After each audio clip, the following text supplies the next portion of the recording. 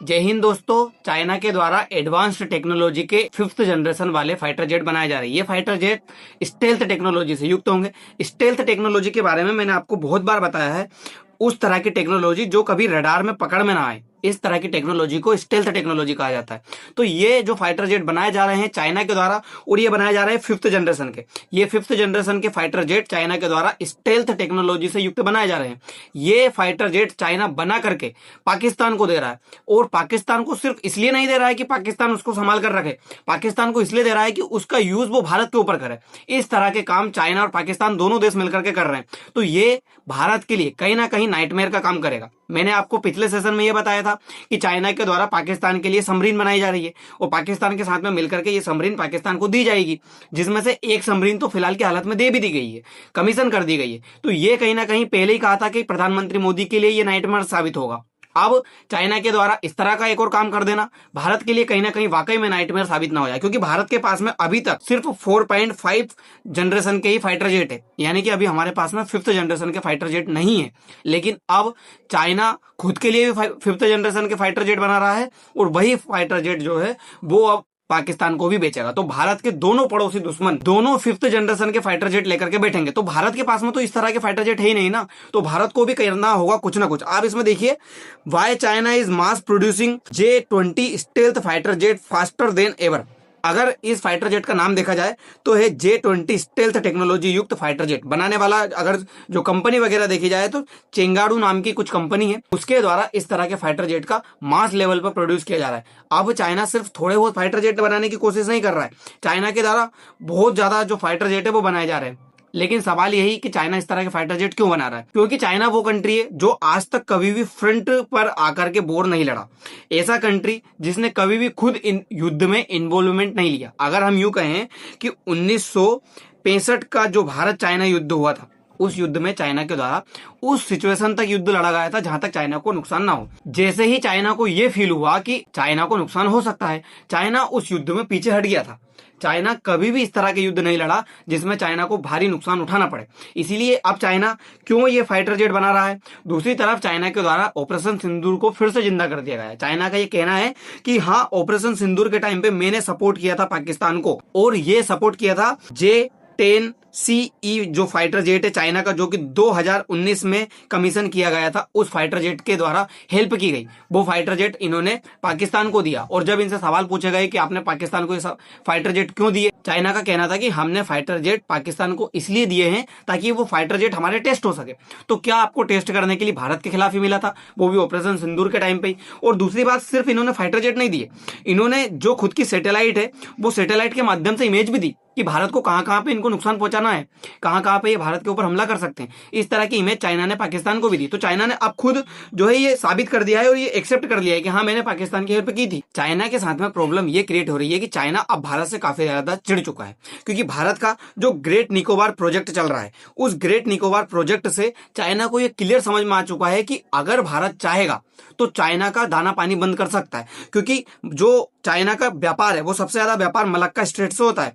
अब Malacca strait से China का लगभग 60% व्यापार जो ओवरऑल व्यापार है वो होता है, और अगर ऑयल का देखा जाए तो लगभग 40% के आसपास ऑयल का व्यापार सिर्फ मलक्का स्ट्रेट से होता है। और मलक्का स्ट्रेट बिल्कुल ग्रेट निकोबार के सामने है। अगर ग्रेट निकोबार पे भारत अपनी ट्राई सर्विस कमांड को कमीशन कर देता है, और अगर जरूरत लगे कि जिसे स्ट्रेट ऑफ हॉर्मुज को बंद किया गया उस तरह से बंद कर दिया जाता है, तो चाइना की पूरी जो इकोनॉमी है वो कोलैप्स कर जाएगी। इसीलिए चाइना को ये डर है कि भारत ग्रेट निकोबार जो प्रोजेक्ट चला रहा है वो कहीं ना कहीं चाइना के लिए मुसीबत साबित होगा। इसीलिए चाइना भारत के खिलाफ जाकर के इस तरह के काम करने की कोशिश कर रहा है।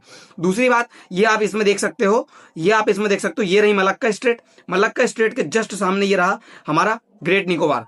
ग्रेट निकोबार का ये सबसे निचला हिस्सा है। इसको पूरी तरह से प्रोजेक्ट चला करके भारत सरकार इसको जो हमारी ट्राई सर्विस कमान है उसके अकॉर्डिंग बना रही है। हमारी मिलिट्री यहाँ पे आकर के रह सकती है जब चाहे हम यहाँ पे, अगर ऐसी सिचुएशन बने कि चाइना के साथ में हमारे रिश्ते खराब हो गए हैं तो हम चाइना को यहाँ से ब्लॉक करके चाइना को घुटने पर ला सकते हैं। तो ये भारत का ग्रेट निकोबार प्रोजेक्ट चाइना के लिए बहुत बड़ा थ्रेट बना हुआ है। दूसरी बात, चाइना चाहता है कि जो इंडो पैसिफिक रीजन है उसमें चाइना की पकड़ मजबूत हो। अभी अमेरिका क्या है, मिडिल ईस्ट वॉर में उलझा हुआ है और अमेरिका उस मिडिल ईस्ट वॉर से बाहर निकलना चाहता है जल्द से जल्द। इसलिए आपने देखा होगा अमेरिका चाहता है कि जल्द से जल्द ये सीजफायर हो जाए, ईरान मान जाए। इसीलिए अमेरिका सीजफायर कराने के पीछे बहुत ज्यादा पड़ा हुआ है। तो जैसे ही सीजफायर होगा, अमेरिका इंडो पैसिफिक वाले रीजन में खुद की पकड़ मजबूत करने के लिए आएगा। और चाइना चाहता है कि अगर अमेरिका इस एरिया में आए तो चाइना की पकड़ यहाँ पे ज्यादा मजबूत हो। इसीलिए चाइना अमेरिका को काउंटर करने के लिए 5th जनरेशन के फाइटर जेट बना रहा है, और इतने ज्यादा बना रहा है, इतने ज्यादा कि जितने की अमेरिका के पास भी ना हो। इसीलिए चाइना ज्यादा से ज्यादा 5th जनरेशन के फाइटर जेट बनाने की कोशिश कर रहा है। अगर बात करें ये J-20 फाइटर जेट की, तो ये J-20 fighter jet stealth technology से युक्त है। मैंने आपको बताया बनाने वाला कंट्री चाइना है। मैन्युफैक्चरिंग जो है चेंगडू एयरक्राफ्ट कॉर्पोरेशन के द्वारा की जा रही है। वहीं अगर इसकी बात की जाए तो लगभग बताया जा रहा है कि 350 के आसपास चाइना जो है इतने ज्यादा फाइटर जेट बना ले जाएगा। फर्स्ट फाइटर जेट 2011 में बनना शुरू हो चुका था। वहीं अगर इसको इंट्रोड्यूस किया गया तो 2017 में जे फाइटर जेट को इंट्रोड्यूस कर दिया गया था दुनिया के सामने। वहीं अगर देखा जाए तो 5th जनरेशन के फाइटर जेट में पहले ही जनरेशन से शुरू किया जाए तो 1st जनरेशन के फाइटर जेट में आते हैं MiG-15। उसके बाद में 2nd जनरेशन के फाइटर जेट में आप देख सकते हो सुकोई 7, MiG-21, F-04।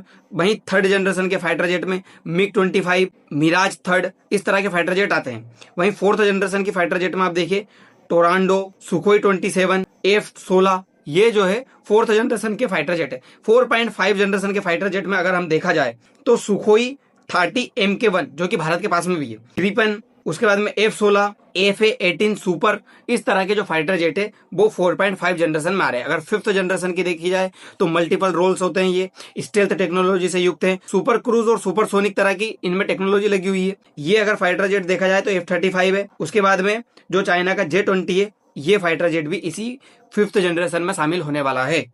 दूसरी तरफ अगर पावरफुल चाइनीज एयरक्राफ्ट देखा जाए तो चाइना के पास में जियान H-20, जियान H-6K, वहीं FC-31, J-20, J-16, J-11 और J-15, इस तरह के फाइटर जेट चाइना के पास में मौजूद है और ये काफी ज्यादा पावरफुल बताया जाता है।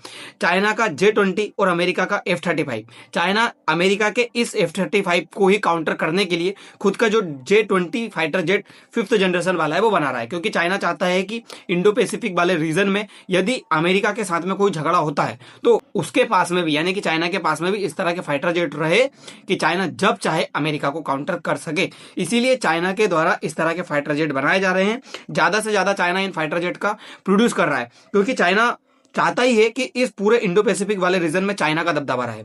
चाइना बिल्कुल नहीं चाहता कि यहाँ पे कहीं भी अमेरिका है वो आकर के इन्वॉल्वमेंट ले, और अमेरिका लेगा जैसे मिडिल ईस्ट से बाहर निकलेगा, अमेरिका को समझ पड़ गई है कि इस वाले एरिया में एक तो खास करके ये हिंद महासागर वाला और ये पैसिफिक रीजन, दोनों को अगर मिलाकर इंडो पैसिफिक रीजन वाले हिस्से में अमेरिका अपनी पकड़ मजबूत करना चाहता है, क्योंकि उसको पता है एक तो इंडिया और एक चाइना दोनों आने वाली ग्लोबल इकोनॉमी है। अगर इनको काउंटर करना है आने वाले समय में तो यहाँ पे अमेरिका की पकड़ मजबूत होना बहुत जरूरी है। इसीलिए अमेरिका कोशिश करेगा कि इस हिस्से में अपनी पकड़ है वो मजबूत रखे। अगर 5th जनरेशन के फाइटर जेट की बात की जाए तो भारत के पास में तो फिलहाल में नहीं है। रसिया के पास में सुखोई 57 है, अमेरिका के पास में F-35 है और चाइना के पास में ये J-20 आ चुका है।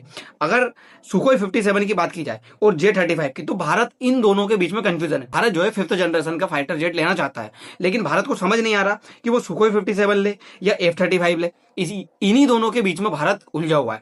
अब भारत अगर सुखोई 57 ले लेगा तो F-35 नहीं ले पाएगा, F-35 ले लेगा तो सुखोई 57 नहीं ले पाएगा। रसिया के साथ में हमारे पुराने रिलेशन से, रसिया के साथ में हम पहले से चले आ रहे हैं, तो रसिया के साथ में अगर हमें रहना होगा तो हमें सुखोई 57 खरीदना होगा। दूसरी बात, चाइना इसमें क्यों इन्वॉल्वमेंट ले रहा है, चाइना इतनी ज्यादा क्यों प्रिपरेशन कर रहा है, क्योंकि आने वाले समय में बताया जा रहा है 2028 तक पेंटागन की रिपोर्ट है कि चाइना ताइवान के ऊपर हमला करेगा, और ताइवान के ऊपर जैसे ही चाइना हमला करेगा अमेरिका ताइवान की हेल्प करने के लिए आएगा, और अमेरिका अगर ताइवान की हेल्प करने के लिए आएगा तो 5th जनरेशन के फाइटर जेट लेकर के आएगा। तो चाइना चाहता है कि उसके पास में कम से कम 5th जनरेशन के फाइटर जेट तो हो कि वो अमेरिका को टक्कर दे सके, अमेरिका से लड़ सके, क्योंकि साउथ चाइना सी वाले हिस्से में भी चाइना अपनी पकड़ बनाए रखना चाहता है। ताइवान के ऊपर चाइना अपना कब्जा जमाना चाहता है, और अमेरिका बिल्कुल नहीं चाहता कि चाइना की यहाँ पे पकड़ मजबूत हो और ताइवान के ऊपर चाइना अपना कब्जा जमाए, क्योंकि ताइवान सेमीकंडक्टर के लिए जाना जाता है। अमेरिका के बाद में दूसरा ऐसा कंट्री है जो सबसे ज्यादा सेमीकंडक्टर बनाता है। अगर अमेरिका सेमीकंडक्टर के ऊपर अपनी मोनोपोली रखना चाहता है तो ताइवान को चाइना के कब्जे में नहीं जाने देना चाहता है। अगर चाइना के कब्जे में ताइवान चला गया तो सेमीकंडक्टर के ऊपर जो अमेरिका की मोनोपोली है वो हट जाएगी, और अमेरिका हमेशा ये चाहेगा कि सेमीकंडक्टर के मामले में अमेरिका की जो मोनोपोली है वो हमेशा रहे। इसीलिए कभी भी ताइवान को चाइना का हिस्सा नहीं बनने देगा।